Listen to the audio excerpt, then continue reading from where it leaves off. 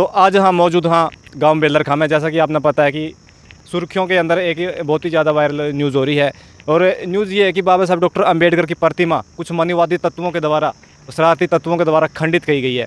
तो आज उसी के बारे में हम जांच पड़ताल करने के लिए, उसी मतलब यहाँ के लोगों से पूछने के लिए कि भाई ऐसा क्यों और किसने किया, क्या इस बारे में पता चला किसी को। तो आज हम बेलरखा पहुँचे हैं, और जैसा कि आप मेरे पीछे आप देख पा रहे हो, ठीक यही वो स्टैचू है जो बाबा साहब की यहाँ पे लगी हुई है, और कुछ मनुवादी तत्वों ने इसको खंडित करने का काम किया है। और एक तरफ तो ये बड़ी बड़ी पार्टियां मतलब वोट के चक्कर में नारे देती है कि संविधान बचाओ संविधान बचाओ, लेकिन बाबा साहब की जो स्टैचू यहाँ पे लगी हुई हैं कहीं पे भी लगी हुई है, जैसे कि पीछे अभी इससे थोड़ी ही दूर गांव पे उजाना है, वहाँ पे भी एक बहुत ही तगड़ा मामला होता है, आज तक वो मूर्ति वहाँ पे स्थापित नहीं की गई है। और यही मामला अब यहाँ पे बेलरखा गाँव में भी ऐसे बहुत सारे अनेकों आपने मामले देखने को मिले होंगे, सुनने को मिले होंगे। लेकिन ऐसा क्यों और किस लिए किया जाता है? एक संविधान निर्माता जो इस देश को संविधान दिया और एक अच्छा इस देश को रूप दिया, और उसी को मतलब इतना खंडित किया जा रहा है, इतना प्रचलित किया जा रहा है। और मैं एक बात में सोशल मीडिया के माध्यम से सभी से पूछना चाहूँगा, ये तो मतलब बाबा साहब का स्टैचू है, उसके साथ में ये ऐसा दुर्व्यवहार कर रहे हैं। ये सोचो अगर वो बाबा साहब यहाँ पे स्वयं खुद होते तो फिर इन मनुवादियों को क्या होता। इस बात की बड़ी ही पीड़ा है, बड़ी ही विडम्बना है कि इन्होंने ये जो काम किया ये अच्छा काम नहीं किया। और यहाँ पे जो भी यहाँ के गांव के जो सम्मानित साथी हैं, जो छोटा बड़ा छत्तीस बिरादरी में, सभी से बातचीत करेंगे कि बाबा साहब की जो ये स्टैचू है ये यहाँ पे लगी हुई थी, और अभी इसको मतलब कपड़ा के पीछे कवर कर दिया गया है, और ये उंगली भी तोड़ दी गई है, और ये पीछे से भी स्क्रैच कर दिया गया, जैसा कि आप कुछ देख पा रहे हो। देखो, ऐसी घिनौनी घटनाएं दिन प्रतिदिन आती रहती हैं, और पता नहीं इन मनुवादी लोगों के विचारधारा क्या है और क्या चाहते हैं। नमस्कार वकील साहब। जी नमस्कार जी, पहले तो आपका नाम और एड्रेस बता दो हमारे दर्शकों में। मैं एडवोकेट प्रदीप सीमार बेसिकली गांव बेलरखा से बिलोंग करता हूं, और पंजाब हरियाणा हाई कोर्ट में चंडीगढ़ में वकालत कर रहा हूं पिछले 10 सालों से। जी, तो वकील साहब, जैसा कि मामला बड़ा सुर्खियों में चल रहा है कि आपके गांव में डॉक्टर बाबा साहेब अम्बेडकर की स्टैचू को कुछ मनुवादी तत्वों ने उसको खंडित करने का काम किया, तो आप उसको किस नज़र से देखते हो? देखो, मामला तो वैसे बड़ा साफ है, लेकिन प्रशासन इसको गोल करे या ना करे, इसके पीछे राजनीतिक मंशा भी हो सकती है, और जातिवादी मंशा तो है ही। इस मुहिम को यहाँ तक लेके आने में बड़ा संघर्ष और पूरे समाज की ताकत, खून पसीना एक हुआ था उस टाइम। प्रशासन ने यहाँ पर आकर, पूरा प्रशासन बैठा था, देखा कि भाई आपको यहाँ जो पीछे जो पहले वाली जगह थी, हम वहाँ मांग रहे थे भाई ये ज़मीन यहाँ पर दी जाए, अम्बेडकर भवन के नाम से एक रेजुलेशन था।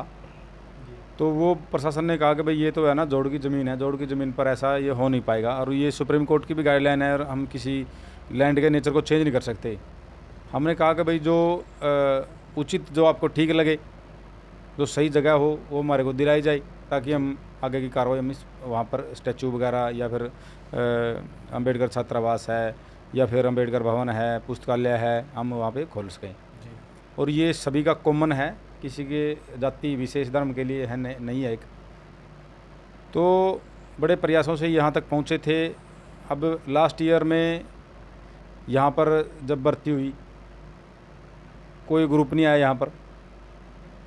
अब कुछ लोगों के पेट में दर्द था उस टाइम, भाई ये क्यों हो रहा है ऐसा, तो उनको शायद ये लगा हो भाई ये यहाँ पे नेम बनने नहीं देंगे, लेकिन उनको ये नहीं पता था कि इसके पीछे हाथ अब किसके है, और ये टेक्निकल माइंड से चले हुए हैं या फिर लीगली रूप से चले हुए हैं।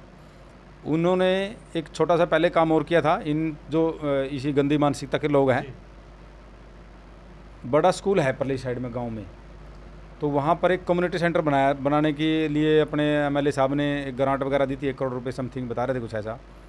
तो वहाँ के कुछ मनुवादी लोग थे, जातिवादी मानसिकता के शिकार थे, पीड़ित थे, उनके पेट में दर्द हुआ कि भाई ये ना बनना चाहिए। वो उनको दर्द यूँ हुआ कि क्योंकि वो वाल्मीकि जो बस्ती है उसके पास था वो कम्युनिटी सेंटर, पूरे समाज के लिए, पूरे धर्म के लिए, पूरे गांव के लिए, सबके लिए इक्वल था, सबको उसमें फैसिलिटी मिलती, ब्याह शादी वाणे जो भी है वहाँ होते। लेकिन उन्होंने उस गंदी मानसिकता का परिचय देखते हुए और कोर्ट में जागू से कोर्ट में वहाँ पर स्टे ले लिया उन्होंने। अब वो डॉक्यूमेंट क्या थे क्या नहीं थे उनको हम नहीं जानते, वो तो अभी पता चलता है कि उन्होंने स्टे लिया था। ऐसा ही जैसे यहाँ पर अम्बेडकर भवन का ये मामला चला होता है, उन्होंने सोचा कि भाई हम यहाँ भी स्टे लेंगे, उनके हौसले बुलंद थे, बंदे यही हो सकते हैं, हमें पता ये थे कि किन्ने स्टे के लिए एप्लीकेशन लगाई पहले, अब बंदे ये हो सकते हैं। तो हाँ, तो पूरा अंदेशा है कि यही बंदे होंगे, वो ज़रूर डेफिनेटली हम क्लैरिफाई बहुत जल्दी करके हम उनको सामने लेके आएंगे कौन थे वो, उनके खिलाफ लीगली एक्शन भी लेंगे। तो उन्होंने क्या करा, यहाँ भी एक सिविल सूट फाइल किया कि भाई यहाँ पर है ना कोई 35-40 साल पुराना पंचायत घर का कोई रेजुलेशन है, पुराना रेजुलेशन है, इसलिए यहाँ पर अम्बेडकर भवन ये है नहीं, और ये अम्बेडकर भवन का जो सारा ग्रांट वगैरह वो कैंसिल कर दिया जाए, यहाँ पर अम्बेडकर भवन नहीं बनना चाहिए। उनके पेट में दर्द हुआ ये। तो हमने जो इसके पीछे जो चल रहे थे लीगली रूप से, जो इसके कानूनी रूप से जो कागजात तैयार हुए, हम पहले यहाँ पर DC SDM Narwana, DC Jind को लीगल नोटिस दिया हमने, तो जवाब नहीं आया प्रशासन का उस टाइम। तो उस टाइम के बाद फिर हमने 30 दिन के बाद इनको रिमाइंडर भी दिया था कि भाई आपको एक नोटिस दिया, आप उसके ऊपर कोई जवाब प्रतिक्रिया दें अपनी, अदरवाइज़ हमें माननीय उच्च न्यायालय का सहारा लेना पड़ेगा। तो उन्होंने कोई जवाब नहीं दिया, हमें मजबूरन हाई कोर्ट में जाना पड़ा। हाई कोर्ट ने डिस्पोज ऑफ करके पटिशन को डायरेक्शन कर दी कि भाई आप लोग इसमें क्या कर रहे हैं। तो उस दौरान डीसी साहब ने एक बीडीपीओ को डायरेक्शन करी कि भाई ये पूरा प्रशासन लेके जाए और पूरे प्रशासन के साथ में पुलिस फोर्स को लेके जाए, भाई वो कब्जा उनसे छुड़वाया जाए और कब्जा इनको दिलवाया जाए। तो वो डिमार्केशन वगैरह करवाई, जोड़ की ज़मीन निकली, जोड़ के बाद अभी यहाँ पे जो जहाँ पे ये स्टैचू लगा हुआ, ये ज़मीन ये बड़ा मतलब शीशे की तरह साफ़ थी, क्रिस्टली बिल्कुल क्लियर थी ये।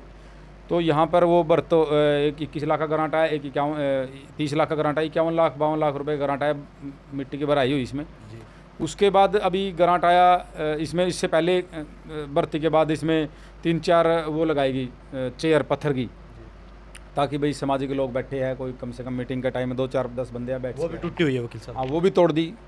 तो हमने सोचा कि भाई चलो ये बच्चे उन्होंने तोड़ दी होगी, लेकिन अंदेशा तो था ही, अब बिना देखे किसी का नाम भी नहीं रख सकते हम, लेकिन ये नहीं पता था भाई इतने बड़ी और गंदी और घिनौनी हरकत भी करेंगे। तो उसके बाद इन्होंने अब क्या करा कि जैसे स्टैचू लगने लगा, इसके ऊपर भी स्टे के लिए एप्लीकेशन लगाई। 3 बंदे थे इसमें बेसिकली, एक ये था जित्ता का है चंदी सनोप जीताराम और राजा सनोप गंगाराम, इंदर सूंटा का। तो इनके पीछे ये 3 तो थे बुजुर्ग, इन्होंने बुजुर्ग लिए भाई, ताकि हमें ना 60 अबो है ये 60 से वो, इनके ऊपर कोई शक नहीं करेगा। और इनको मतलब ये आप ये जो 3 बता रहे हो, दोषियों के नाम बता रहे हो, ये बिल्कुल ये यही दोषी है, इन्होंने करवाया मिलेगा। और डेफिनेटली पिछली बार भी इन्होंने जो स्टे लिया वो इन्हीं में से मिलेंगे, सारे नहीं को तो एक आधा जरूर मिलेगा पक्का इनमें से। तो इनके पीछे अभी एक लड़का है यहीं का, नरवाना सिविल कोर्ट में बैठता है, नया अभी न्यू इनरोल्ड है लड़का, शुभम पुत्र राजकुमार दत्तरवाड़ा में से है। तो उसने एक चाल चली कि भाई हमें है ना एक मैं तो आगे आऊँगा नहीं, तो इन 3-4 को आगे करके वो सिविल सूट को परसू किया उन्होंने प्रॉपरली। हमने कोर्ट से बड़ा क्लैरिफाई कर लिया कि ये इनका हाथ, इन 3-4 का या 3 तो वो हो गए जो बाई नेम है, और चौथा ये हो गया। तो इन्होंने क्या किया, सिविल सूट फाइल किया, कोर्ट ने नोटिस कर दिया सरपंच को, पंचायत को कि भाई आप अपना जवाब, अपना पक्ष कोर्ट में रखें। पंचायत ने अपना पक्ष रखा कि भाई इस तरीके से ग्रांट हुआ था, ये इस तरीके से हमारे पास ग्रांट है, ये ग्रांट लगाने का लिए टाइम है और ये पैसे आए हैं। और इन्होंने मांगा था ये कि भाई पंचायत घर है कोई 25-30 साल पुराना, इसके ऊपर बना हुआ है और ये यहाँ पर अम्बेडकर भवन नहीं बन सकता। वो कोर्ट ने जब ये कोर्ट में सारी बातें नहीं दिखा पाए और पंचायत ने अपना पक्ष रख दिया कि भाई यहाँ पर अम्बेडकर भवन का ही रेजुलेशन है, गवर्नमेंट की इंस्ट्रक्शन के अकॉर्डिंग ये बना था, तो इनकी पटिशन होगी डिसमिस। तो इन्होंने वापस ले ली उस टाइम, डर के मारे कहीं कोस्ट ना लग जाए। शायद 2 लाख रुपये बता रहे थे कि 2 लाख रुपये कॉस्ट लगा रहे थे इनको, तो इन्होंने वापस ले ली, भाई हम है ना हमारी पेटिशन वापस ले रहे हैं, उन्होंने वापस ले ली। उसके बाद ये स्टैचू भी बना, ये स्टेज भी बनी, स्टेज बनने के बाद स्टील की एंगल लगी, फिर ये स्टैचू भी रखा गया। मतलब बाबा साहब की जो प्रतिमा का है ना, यहाँ पर समापन वो किया गया, स्थापित की गई बाबा साहब की प्रतिमा 1 जनवरी को 2024 को। तो इनको दर्द ये होगा कि भाई ये तो है ना आगे ऐसे ही बढ़ते जा रहे हैं और उनके मंसूबे उनके मंसूबे पर पानी फिरता जा रहा है जी। क्योंकि हम कानूनी रूप से चले थे, कानूनी रूप से कानून ने ही इसको प्रोविज़न के अकॉर्डिंग इसको अलाउ किया था कि भाई आप यहाँ पर बनाएं। तो अब दिक्कत क्या आई थी, अब हर जगह पे पंचायत को एक डायरेक्शन है कि भाई एक 60 फीट ऊंचा एक राष्ट्रीय ध्वज लगना है जी, यहाँ पर नेशनल फ्लैग जिसको बोलते हैं, राष्ट्रीय ध्वज जो लगना है, जो उसके लिए एक बेस बनाया गया, लेंटर डाला गया जी। तो वो लेंटर जैसे ही डला उन्हें दिक्कत होगी, भाई अब तो ये झंडा भी लग गया, ये तो बड़ा बढ़ते चले जा रहे हैं। अब जो दोषी है उनका पेट में दर्द और ज़्यादा बढ़ गया, उनको दिक्कत हुई। तो उन्होंने ऐसा तो सोचा नहीं कि भाई अब हम किस तरीके से रोकें, कानून रूप से तो उनके पास कोई रास्ता था नहीं। तो दूसरा तरीका उनका यही था कि भाई क्यों ना इसको तोड़ा जाए या तोड़वाया जाए। इनके पीछे, इस मुद्दे के पीछे इन सभी का, चारों का हाथ हो सकता है और उसके पीछे और भी हो सकते हैं। तो हम प्रशासन से यही गुहार लगा रहे हैं कि या तो इसको प्रॉपर तरीके से एसडीएम साहब, एसडीएम नरवाना से मेरी बात हुई 4-5 दिन पहले, 6 तारीख को। उन्होंने बताया कि भाई 5 दिन के अंदर हम यहाँ पे लाडवा से कोई स्टैचू बनवाया है और हम स्थापित करेंगे, दोबारा सह समान स्थापित करेंगे। चलो एसडीएम साहब का हम धन्यवाद करेंगे, चलो वो भी इतना भी सोच लिया उसने। लेकिन हम ये कह रहे हैं कि भाई चलो स्टैचू तो लग जाएगा, दोबारा लग जाएगा, यहाँ पर ऐसी कोई बात नहीं है। समाज भी इकट्ठा पैसा कैपेबल हैं, हम लगा सकते हैं, लगाया भी था पहले। तो अब इसके पीछे जो दोषी है, जिन्होंने तोड़ा है, अब वो दूसरा स्थापित करने के बाद दूसरा तोड़ दें, उसका जिम्मेवार कौन होएगा? अब ये जो नाम है, इनको अगर अंडर कस्टडी लिया जाए, इनसे पूछा जाए, तो डेफिनेटली कोई ना कोई तार इनसे जुड़ जाएगा, क्योंकि तार शुरू से जुड़ते आने लग रहे, इन्हीं से जुड़ रहे तार वो। तो मेरा तो यही कहना था। बाकी प्रशासन से हम और गवर्नमेंट से यही गुहार लगा रहे हैं कि भाई जल्दी से इनको गिरफ्तार किया जाए। और मुझे नहीं लगता कि जो फिलहाल जो पुलिस एजेंसी जो फिलहाल जो भी आई है इसमें, मिस्टर कुलदीप है कोई, वो 2-3 बार आया यहाँ पर कि भाई वो संतोषजनक कोई यहाँ पर इसमें कार्रवाई कर पाएगा। वो डेफिनेटली उन्हीं के समाज से ही है और वो नहीं कर पाएगा काम में, क्योंकि 1-2 केस में पहले भी देख चुके, वो नहीं कर पाएंगे, ट्रांसपेरेंसी नहीं रहेगी। मेरी इस चैनल के माध्यम से, आप सभी मीडिया बंधुओं के माध्यम से एक रिक्वेस्ट है कि इस केस में सबसे पहले तो एक इन्वेस्टिगेशन ऑफिसर है वो चेंज किया जाए और दोषियों को तभी उनको दोषियों को अंडर कस्टडी लिया जा सकता है, पूछताछ की जा सकती है। अब आज कितनी तारीख होगी? 10 तारीख होगी आज, और ये स्टैचू टूटा हुआ है 1 तारीख का। तो 9 दिन में अब तक वो एक सीसीटीवी फुटेज की वो है ना रिकवर नहीं कर पाई, फुटेज नहीं रिकवर कर पाई। और जो कि मैंने पहले दिन ही बोल दिया था, मैंने घर पे कैमरा लगवा, अगर कुछ वहाँ से आपको सुराग मिले तो आप ले जाएं। 9 दिन में इन्होंने ये काम किया है, तो लचीला रवैया है। तो ये हम नहीं मानते कि भाई ये इसकी ट्रांसपेरेंसी से ये इन्वेस्टिगेशन कर पाएगा कंप्लीट। तो may kindly be handed over to the investigation to the another investigation officer, और ताकि वो ट्रांसपेरेंसी से फेयरली इन्वेस्टिगेशन की जा सके। वकील साहब, जैसे कि अभी आप ये थोड़ी देर पहले आप ये बता रहे थे कि भाई वैसे तो बाबा साहब सबके साझे हैं, सबके सिर के हैं, किसी एक जाति और एक समाज से नहीं है। और क्योंकि उनका निर्माण किया गया, उनका लिखा गया भारत का संविधान जो पूरे देश के अंदर लागू है, और वैसे बाबा साहब सबके साझे हैं। लेकिन स्टैचू और भी बहुत सारी स्थापित हैं, जैसे कि महात्मा गांधी की है, भगत सिंह की है, और भी है। और बाबा साहब की स्टैचू पे ही आखिर क्यों कटाक्ष होता है, इसके बारे में आपकी क्या राय है? देखो, मैं मेरी पहले तो पर्सनल राय देता हूँ इसके बारे में कि सबसे पहले तो जो मनवादी लोग हैं, अब पीछे संविधान की प्रतियां जलाई गई थी जंतर मंतर पे, अब तक किसी ने एक्शन नहीं लिया। ये मेरे पर्सनल विचार हैं, किसी ने एक्शन नहीं लिया। और मैं अभी आपको बताना चाहूँ, शायद आपको नहीं पता हो, मैं अभी हिसार से लोकसभा का इलेक्शन भी कंटेक्ट किया मैंने, People's Party of India Democratic की तरफ से। मैं बताना चाहूँगा कि भाई PPID है, इसकी short form PPID, People's Party of India Democratic Party ही एक ऐसी पार्टी थी जो संविधान के जो प्रतियां जलाई गई थी उनको लेकर जंतर मंतर के ऊपर बड़ा एक सम्मेलन किया और एक आवाज़ उठाई बड़े ब्रॉड लेवल पर। तो सबसे पहला तो ये संविधान से ही दिक्कत है इन लोगों को, जिनके पेट में दर्द हो रहा है मेरे ख्याल से। तो अब दूसरी बात अब आती है कानूनी रूप से बात।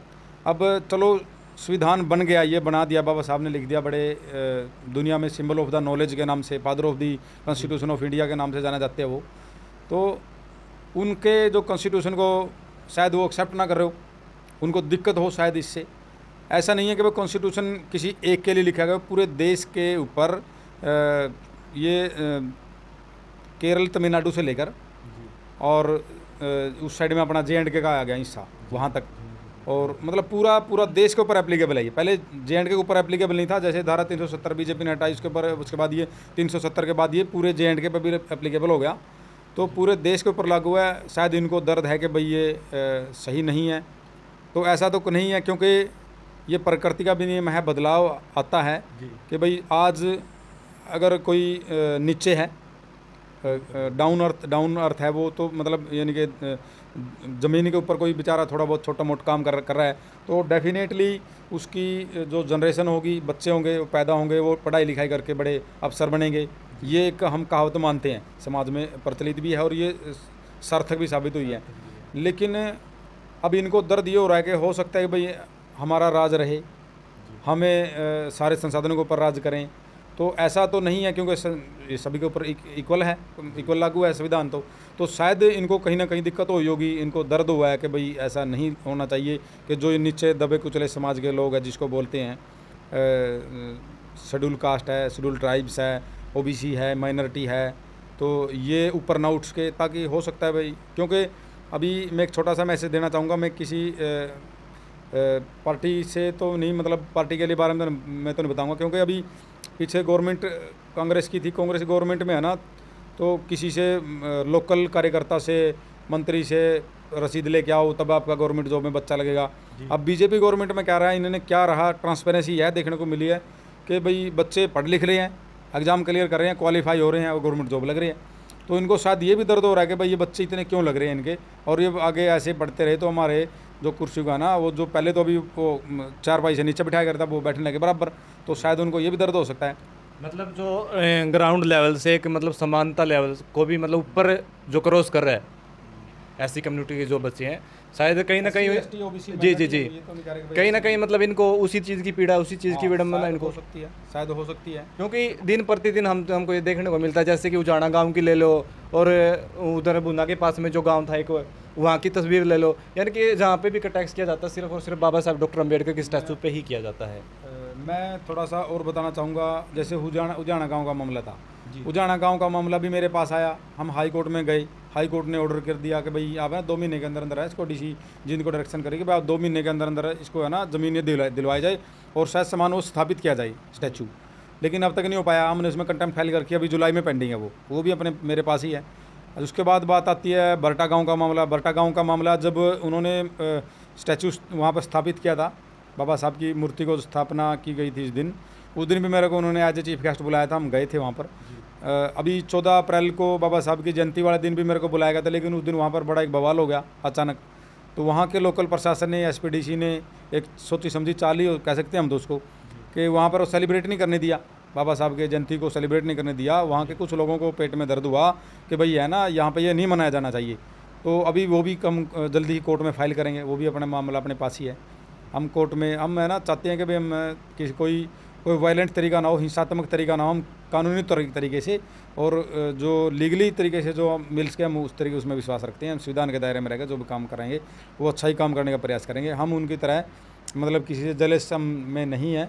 हमें अंदेशा है कि भाई ये जो 4-5 बंदे बताइए इसके पीछे हो सकते हैं 2-4-5 बंदे और भी हो। मैं तो इसके बारे में यही कहना चाहूँगा। बाकी आप जैसा कि अभी आप बता रही थी मेरे पास में मतलब कई गाँव के आपने नाम भी लिए, उनके में मतलब सभी के केस आपके पास में आए हुए भी हैं, और आखिर ये सिलसिला और ये मतलब कब तक ऐसा चलता रहेगा, तो उन लोगों की मतलब क्या सोच और दिशा निर्देश किस अनुसार बदल सकते हैं? तो मैं तो उनको यही कहना चाहूँगा कि संविधान के दायरे में रहें और संविधान के दायरे में रहकर ही काम करें। मान के चलो किसी दिन कोर्ट में ये साबित हो जाता है कि भाई वो गलत है, तो उनको छुपने के लिए जगह नहीं मिलेगी, सलाखों के पीछे जाना पड़ेगा। हम चाहते हैं कि भाई कोई हमारे समाज से, हमारे भाईचारे से, हमारे गाँव से, हमारे धर्म समाज जो भी है, जो यहाँ रिवाज बने हुए हैं, उन सब से कोई इस तरीके से कोई वहाँ पर जेल वगैरह ना जाना पड़े उनको। तो अगर कानूनी रूप से हम कानून में विश्वास करते हैं, न्यायालय पर विश्वास करते हैं, अगर कोर्ट ने जिस दिन प्रॉपर तरीके से मैटर को परस्यू हो गया और वो रडार पे आ गए, उस दिन वो डेफिनेटली उन्होंने अंदर जाना पड़ेगा। तो उनके पास कोई रास्ता नहीं रहेगा। हम नहीं चाहते कि भाई इस तरीके से हो, विरोधाभास वहाँ भी होगा, लेकिन उसके पीछे भी कुछ लोग लगे हुए हैं जो गंदी मानसिकता के लोग हैं। अब हम ये नहीं कह रहे कि भाई वो मतलब केवल पूरी जाति विशेष को हम बोलें, नो, वो 2-4-5 हर एक जाति में, हर एक धर्म में, हर एक कम्युनिटी में होते हैं। और उन जो जिस तरह की उनकी ये मानसिकता, जिन्होंने ये घिनौनी हरकत करी है, तो मैं नहीं मानता कि वो किसी भी जाति धर्म के नहीं है। वो दोषी है तो दोषी है और दोषियों को सज़ा मिलनी चाहिए। संविधान के अकॉर्डिंग जो भी प्रोविज़न बनता है उनको सज़ा मिलनी चाहिए, कोई भी हो। जो इस तरह की मानसिकता के लोग होते हैं उनका कोई जाति धर्म और कम्युनिटी कुछ नहीं होता उनका, वो जूतों के यार होते हैं। वैसे तो जब उनको जूते पड़ेंगे अपने आप पता चल जाएगा, कानूनी रूप से जूते लगेंगे उनको।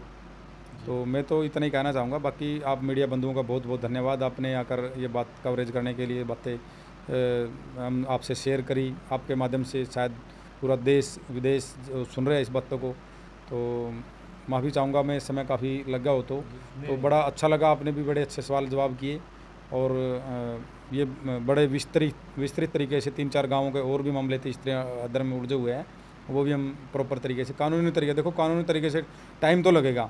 ऐसा तो है नहीं कि हम कोर्ट में चले गए और जाते ही हमारे को रिलीफ मिल गया और सारा काम हो गया। ऑर्डर पास होने के बाद भी उसको एप्लीकेबल करवाने के लिए, उसकी कंप्लाइंस के लिए टाइम लगता है। तो प्रशासन से और एडमिनिस्ट्रेशन से मैं एक मांग करता हूं कि भाई वो जैसे ही उनको दिशा निर्देश कोर्ट के मिले और जल्दी से उनके ऊपर कार्रवाई करें और दोषियों को जल्दी गिरफ्तार किया जाए। और बेलरखा के मामले को मैं कहना चाहूँगा कि भाई इसमें एक इन्वेस्टिगेशन ऑफिसर को चेंज किया जाए। मेरा मानना, मेरा एक पर्सनल राय है, बाकी सभी की पंचायत हुई थी पीछे 6 तारीख को प्रशासन का टाइम दिया गया था, अभी 10 तारीख का टाइम दिया गया है। 12 तारीख की सामाजिक के कुछ भीम आर्मी के कुछ लोग हैं, उन्होंने या सभी ने टाइम दिया कि भाई 12 तारीख को हम प्रदर्शन वगैरह करें बड़े हरियाणा लेवल पर, ताकि कोई बड़ा कोई दिक्कत ना होए, हादसा ना होए। इसलिए समाज प्रशासन को समझना चाहिए कि बीच में आकर बीच बचाव करे और दोषियों को पकड़कर उनसे पूछताछ करें। हम ये नहीं कहते कि भाई उनको आप फांसी पर लटकाओ, अब उनसे पूछताछ करें, उनसे 2 बात सामने आएगी, चलो सामने नहीं आएगी उनसे रिटर्न में लिया जाए भाई आगे से हम इस तरीके के इसके संबंध में, स्टैट्यूट के संबंध में हम आगे से कोई ना तो हम कोई कार्रवाई करेंगे, और अगर हम कोई कार्रवाई करेंगे तो किसी भी तरीके की हमारे खिलाफ लीगल एक्शन लिया जाए।